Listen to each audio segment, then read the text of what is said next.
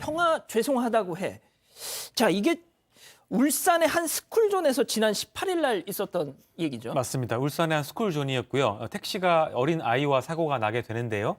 지난 18일 오후 5시쯤이었습니다. 영상을 보면 한 형제가 일단 인도를 뛰어다니고 있는데요. 그러다가 둘 중에 형이 횡단보도로 갑자기 달려나가게 됩니다. 천천히 가던 택시와 충돌을 하고요. 택시 운전자는 급하게 내려서 아이의 상태를 확인합니다. 자, 그러면은 당시 사고 영상 지금 나가고 있는데요. 제대로 한번 다시 보시죠.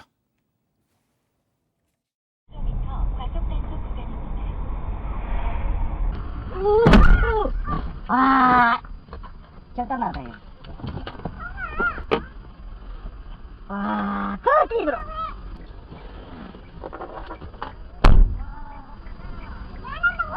이거 가만히 있어. 가만히. 괜찮아. 전화가지고 엄마한테 이야기해. 가만히, 괜찮아. 가만히.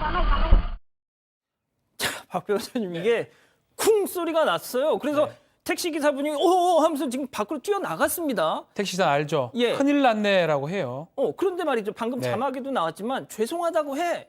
이게 무슨 얘기죠? 일단은 택시기사 입장에서는 민식이법 지금 시행되고 있습니다. 그래서 사고 났을 때 큰일 났다라고 아마 생각을 해서 그랬겠죠. 큰일 났다 하고 나갔는데 놀랍게도 7살짜리 동생이 형! 사과해! 죄송하다고 해! 라고 얘기했다는 거예요. 왜냐하면 지금 보면 나오겠지만 아주 급하게 횡단보도 건너려다가 지금 사고가 나는 예. 모습이거든요. 아마 그런 것들이 동생이 알았기 때문에 얘기를 했던 걸로 보이고 이 택시 기사 같은 경우는 그렇다고 하더라도 뭐 보내거나 이러진 않고요. 예. 엄마한테 전화하라라고 하고 또 경찰서에 연락을 했다라고 합니다. 자, 승현님, 지금 우리 가족 여러분들이 지금 이해를 못하고 계세요, 이 상황을. 예, 저도 솔직히 그렇고 말이죠. 예. 사실 어떻게 보면 아마 형은 좀 다쳐서 정신이 없는 것 같은데 뒤에 이제 동생이 따라오면서 그 상황을 좀 인지를 했는가 봐요. 인지를 하는 상황에서 동생의 입장에서는 형이 잘못했다라고 생각을 했는가 봐요. 그래서 형 사과를 해라고 이야기를 하는 과정이었고 또 운전사는 운전사 나름대로 저는 그 앞에 그 말도 되게 이렇게 마음에 와닿았는데 움직이지 마라는 이야기를 하잖아요. 사실 사고 나고 난 다음에 어떤 상태인지 모르기 때문에 아이가 함부로 움직이거나 다른 장소로 가다 보면 여러 가지 또 다른 2차 후유증이 맞아요. 만들어낼 수가 있기 때문에 그 장소에서 비상등을 켜고 그 운전자가 괜찮아 엄마한테 전화하면 돼 그리고 움직이지 마라고 이야기했던 저 모습들이 어떻게 보면 사고 나고 난 다음에 가장 합리적인 두 사람의 모습이 아니었냐. 다른 사고에서는 예. 오히려 손가락질하고 화내는 게 먼저였는데 그렇죠. 저 상황에서는 둘 다 그 상황을 잘 인지하고 있었다. 이런 모습이 보이고 있습니다. 예. 소장님, 근데 7살짜리 동생이에요. 네. 동생이 형한테 형 죄송하다고 말씀드려. 야, 이게 어떻게 가능한지 저는. 네. 예. 저는 엄마의 목소리일 거라고 봅니다. 그러니까 엄마가 보통 때 아이들이 뭔가를 잘못할 때는 죄송하다고 해라, 잘못했다고 해라, 미안하다고 해라라는 것을 가르쳤을 것으로 보이고요. 아직 7살이기 때문에 교육받은 그대로 어떤 상황에서 본인이 얘기할 가능성이 높죠. 그리고 이 동생이 봤을 때는 형이 그냥 가다가 갑자기 튀어나온 거기 때문에 그 보면은 중간에 가림막이 있잖아요. 예. 그러니까 운전사로서 사실 지금 상상할 수 없는 상황에서 확 튀어나온 거니까 그러니까요. 동생이 봤을 때는 이거 형이 잘못한 것 같고 그렇다면 미안하라고 해라고 얘기를 한 것이고 그건 이제 교육의 효과겠죠. 그렇군요. 자, 그런데 앞서 박 변호사님 말씀하신 것처럼 뭐가 됐든 민식이법 상황입니다, 지금 이거.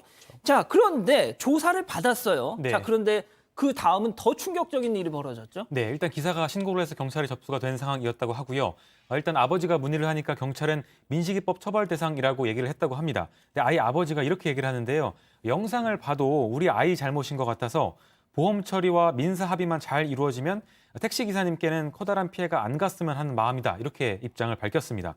그러니까 진단서도 아직 경찰에 제출하지는 않은 상태인데 경찰에 제출하지 않고 신고 접수를 취하하고 싶다. 이런 입장을 밝혔다고 합니다. 박 변호사님, 네. 이것도 정말 놀라운 그렇죠. 거 아닙니까? 어떻게 보면 안 좋은 일이 일어났는데 어.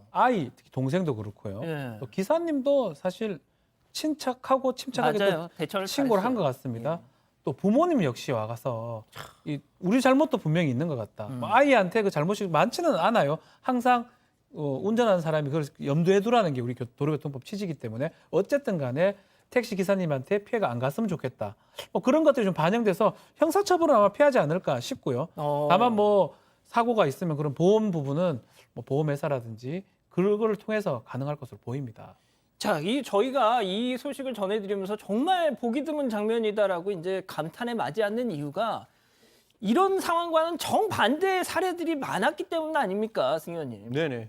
사실 이제 그 어린이 보호구역 안에서는 30km 미만으로 이제 키로수를 가야 되고 전방 주시 의무를 잘 하고 그런 상황에서 이제 사고가 발생했을 때만 민식이법이 적용되는데 2020년에 발생한 2020년 10월에 발생한 사건을 한번 말씀드리면 운전자가 지금 저겁니다. 예, 15.5km로 지금 굉장히 15.5km 천천히 가고 있는데 저기에서 아이가 갑자기 튀어나옵니다. 튀어나와서 자동차 옆에 부딪히게 되고 아이가 저렇게 쓰러졌는데 저 아이가 진단 12주가 나오게 돼요. 12주면 굉장히 중한 중상인데 아이는 1차 다리에서 철심을 심는 수술을 하고 그 과정에서 고정핀이 아이가 이제 성장하는 과정이니까 성장판 쪽에 있게 되는 그런 어떤 과정이 있었기 때문에 그 2차는 그걸 제거하는 수술을 하게 됩니다. 이러한 어떤 수술 과정에서 여러 가지 비용이 들었는데 뭐 전체적으로 한 4,020만 원, 즉 합의금의 1,800만 원, 2,220만 원은 치료비로 들었다. 이렇게 운전자는 주장하고 있습니다. 박 변호사님, 그래서 네. 저건 어떤 결과가 나왔죠? 일단 영상 보면요. 지금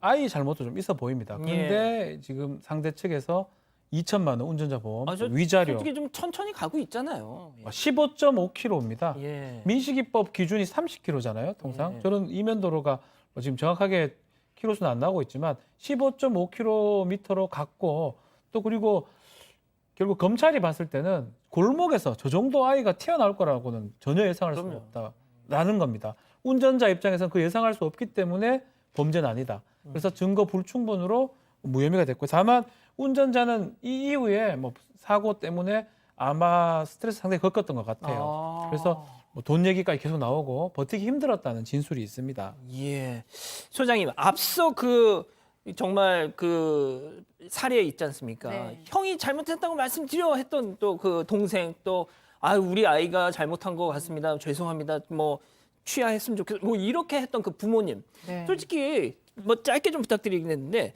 진짜 자기 자녀 이 코피가 났다 그래요. 그 형이 보통 이렇게 자기 자식에서 피를 보면 부모들은 솔직히 시쳇말로 돌아버리지 않습니까? 그렇죠. 그런데다 게다가 요즘 교통사고 어른들 사이에서는 절대 미안하다고 얘기하면 안 돼. 그러면 네 과실이야. 이런 걸 막 하잖아요. 근데 이 어른 두 분, 그러니까 어머님, 아버지 두 분 다 그러신 것 같은데 아이한테 자기가 잘못했으나 완전히 잘못했다라고 가르치신 것 같은데 사실 그러니까요. 보통 부모님들의 마음에서는 그렇게 하기 어려운데 그랬다는 점에서는 굉장히 좀 어른스러운 마음을 가지신 부모님들인 건 확실한 것 같습니다. 알겠습니다. 자, 아무튼 뭐 사고가 안 나는 게 제일 중요하겠죠?